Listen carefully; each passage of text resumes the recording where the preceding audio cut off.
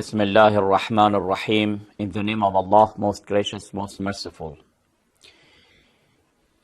In Islam, human beings are honored and dignified. We don't know any other school of thought, any other religion to emphasize the issue of dignity and honor of human being like Islam. If not more than other religions, at least like other religions or other schools of thought, Islam is emphasizing that men must be respected.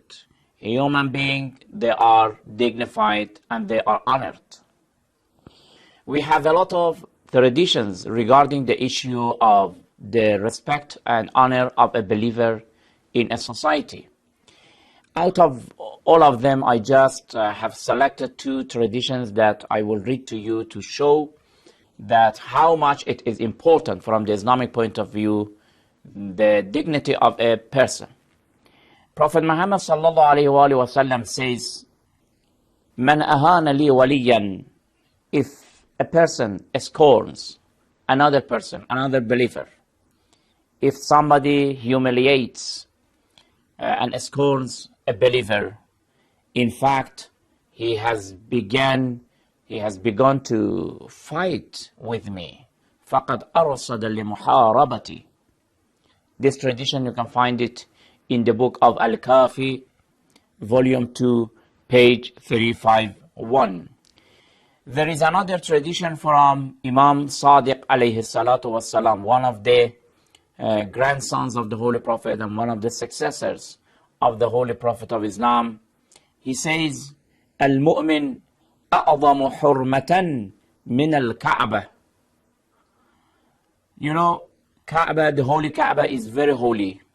It is very sacred for all believers, for all Muslims. But Imam alayhi salam is saying that the holiness of a believer, the sacredness of a believer is much more than the Holy Kaaba. A believer is very dignified. As we are not allowed to violate the holiness of the Kaaba and to endanger its holiness, to humiliate it, to scorn it, we are not allowed to humiliate a believer. You can find this tradition in the book of Bihar al-Anwar, volume 62, page 71. Here I want to say that even the minorities in Islamic society, they are also respected. Imagine in an Islamic country that majority of the people are Muslim and they are believers, but minorities like Christians, like Jews, and other minorities, they are living in that country. From the Islamic point of view, they also will enjoy the same rights. They also must have dignity and honor. And nobody is allowed to harass them, to scorn them.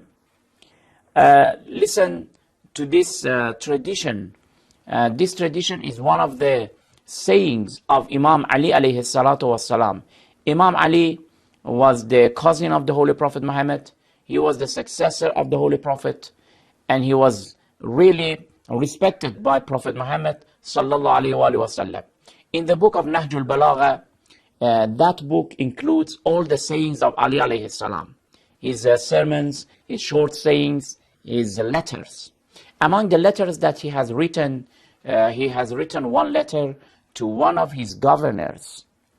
Malik was one of the governors of Imam Ali alayhi salam. He was appointed as the governor of the Egypt in that time. Imam Ali alayhi salam is writing to him and he says, وَأَشْعِرْ قَلْبَكَ الرَّحْمَةَ لِلرَّعِيَّةِ وَالْمَحَبَّةَ لَهُمْ وَاللُّطْفَ بِهِمْ. You, Malik, as a governor, you must be very kind to your people. You must love them. You must be very merciful to them. وَلَا تَكُونَنَّ عَلَيْهِمْ سَبُعًا ضَارِيًا. You mustn't be like a wild animal just to attack the people.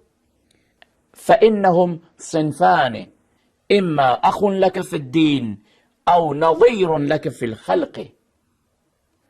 Because the people, those who are living under your authority, they are either your brothers in religion or they are human beings like you.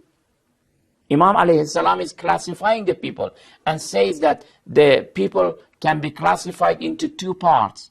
One part are those who are believers. With believers as if they are your brothers.